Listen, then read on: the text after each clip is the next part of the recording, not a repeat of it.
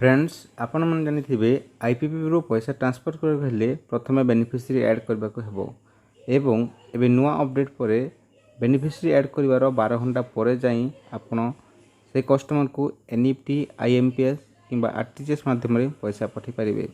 तेबे आसंतु जानिबा step by step process beneficiary add करिवार।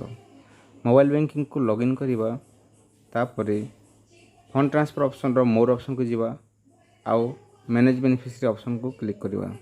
या परे दुटी ऑप्शन आसिला हम add new beneficiary option click करिबा। तापरे account number plus IFSC code option को क्लिक करिबा। फ्रेंड्स तापरे पासबुक रो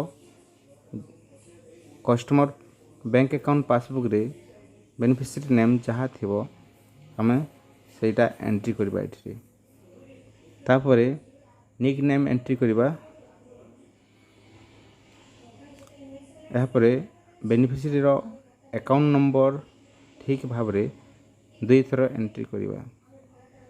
यापरे हमें कस्टमर रो बैंक पासबुक रे आईएफएससी कोड लिखाई थिबो ताहाको हमें एंट्री करिबा।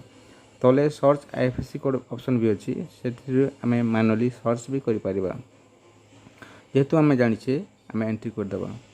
तापरे बैक ऑप्शन क्लिक करिबा कीबोर्ड हटि जिवो। तापरे कंटिन्यू एठारे कस्टमर रो अकाउंट समरी आसी गला आम चेक कर देबा उथरे आउ सबमिट कर देबा।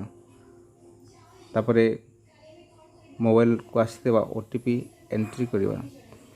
फ्रेंड्स हमरो बेनिफिशियरी ऐड हो गला आ 12 घंटा पर हमें पैसा पठि परिबा। Thank you.